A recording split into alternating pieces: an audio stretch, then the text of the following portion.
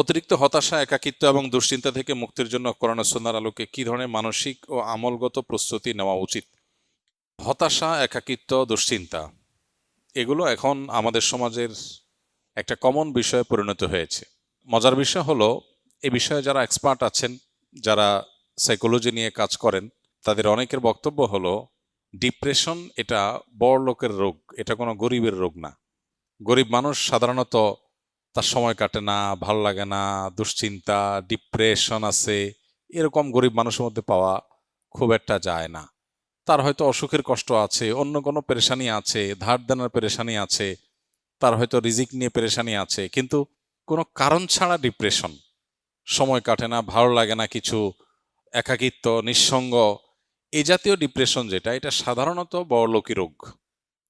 পৃথিবী যত উন্নতির দিকে অগ্রসর হচ্ছে, বাহ্যিক এবং খোলা চোখে যে উন্নতির দিকে আমরা এগিয়ে যাচ্ছি, এগুলোর সাইড এফেক্ট হিসাবে এমন অনেক বিষয় আছে যেগুলো আমাদেরকে ধ্বংসের অতলতলে নিয়ে যাচ্ছে। এর মধ্যে একটা হলো এটা, পৃথিবীতে যেই অঞ্চল, যেই এলাকার মানুষ যত বেশি উন্নত, যত বেশি অগ্রসর, তাদের ডিপ্রেশনের পরিমাণও তত বেশি, তাদের মধ্যে আত্মহত্যার প্রবণতা অনেক বেশি।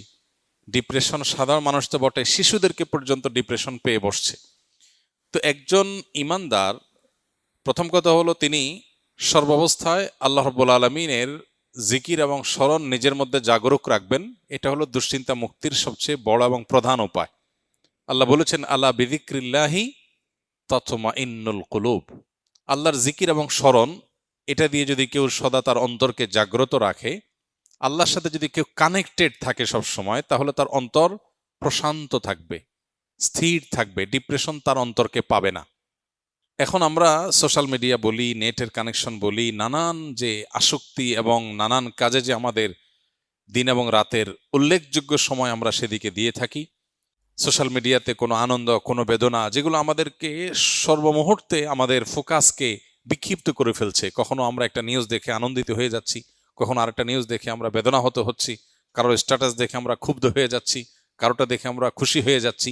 এই যে ছোট ছোট ডোপামিনগুলো, এগুলো আমাদের মন, মস্তিষ্ক, চিন্তা ধারা এগুলোকে বিক্ষিপ্ত করে ফেলে। আমাদের ডিপ্রেশন বলি, দুশ্চিন্তা বলি, আমাদের ভালো লাগে না এই ভাব বলি, এটার অনেক বড় একটা কারণ হলো এই জায়গাটা। এর বিপরীতে একজন ইমানদার যখন আল্লাহকে স্মরণ করে, আল্লাহর স্মরণকে পরিপূর্ণভাবে নিজের মধ্যে জাগ্রত রাখে, সে ব্যক্তিকে আল্লাহ তাআলা অন্তরকে প্রশান্তি দিয়ে পরিপূর্ণ করে দেন। সাহাবা ইকরাম রিদওয়ানুল্লাহ তাআলা আজমাইন, তারা ছিলেন সবচেয়ে বড় রোল মডেল এই আইটেমের। কারণ হলো তাদের আজকালকার জীবনে আমরা যতটা সুখ শান্তির উপকরণ পাই, এগুলোর কিছুই ছিল না। তাদের বাসায় খাবার ছিল না, নুন আনতে পান্তা ফুরাবার মতো অবস্থা ছিল আর্থিকভাবে। কিন্তু কোনো সাহাবীকে এরকম দেখা যায় নাই যে এসে নবী করিম সাল্লাল্লাহু আলাইহি সাল্লামের কাছে তার ডিপ্রেশন দূরের জন্য তার অনেক পেরেশানি করতে হয়েছে, অনেক পেরেশানি পোহাইতে হয়েছে। কারণ আল্লাহর স্মরণ দিয়ে তাদের অন্তর পরিপূর্ণ ছিল।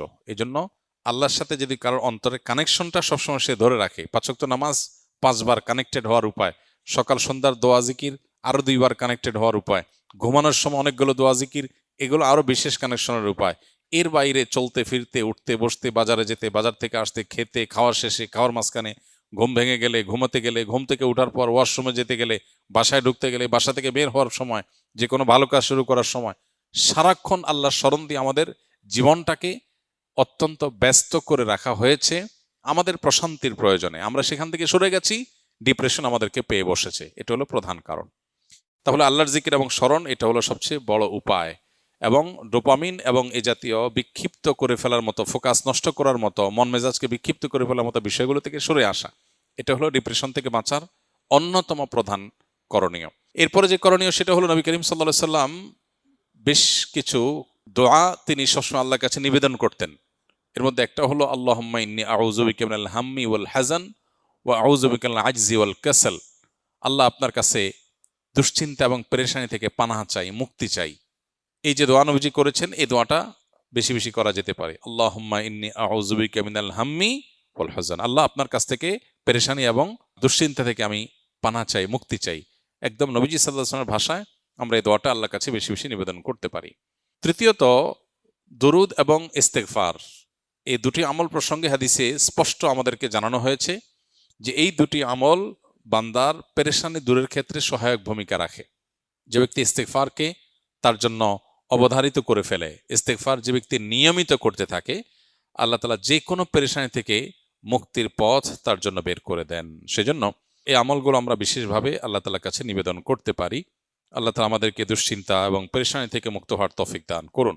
মনের আশা পূরণ হওয়ার কোনো দোয়া আছে কিনা, থাকলে কি আল্লাহ তাআলার কাছে যে বিষয়ে আপনি ভালো কিছু আশা করেন সেটার জন্য আল্লাহ তাআলার কাছে দোয়া করবেন। দোয়া কবুলের জায়গাগুলো জুমার দিন আসরের পর, ভোর রাত তাহাজ্জুদের সময়, ৫ ওয়াক্ত নামাজের পর, বৃষ্টির সময়, এই সময়গুলো দোয়া কবুল হয়। দোয়া কবুল আরো বেশ কিছু সময় আছে, উপলক্ষ আছে, এগুলো তো আল্লাহর কাছে দোয়া করবেন। আর আল্লাহর কাছে যখন নিজের মনের ভালো চাওয়াকে পূরণ করার জন্য কমন কিছু দোয়া আছে। আল্লাহুম্মা ইন্নী আসআলুকা মিনাল খাইরি কুল্লি আজিলিহি ওয়া আজিলিহি। আল্লাহ আপনার কাছে যত ভালো আছে, নগদ ভালো, দূরবর্তী ভালো, দুনিয়ার ভালো, আখেরাতের ভালো, সব রকমের ভালো আপনার কাছে চাই। এই যে সব রকমের ভালো একসাথে চেয়ে ফেললেন। ওয়া আউযু বিকা মিনাশ শাররি কুল্লি আজিলিহি ওয়া আজিলিহি। আল্লাহ আপনার কাছে মন্দ থেকে পানা চাই, দুনিয়ার মন্দ, আখেরাতের মন্দ, নগদ মন্দ, দেরির মন্দ, সবগুলো থেকে পানা চাই। তো এইভাবে আল্লাহ তাআলার কাছে অনেক দোয়া আছে যে দোয়াগুলোর মাধ্যমে আমাদের সমস্ত যাবতীয় কল্যাণ আল্লাহর কাছে আমরা চেয়ে নিতে পারি।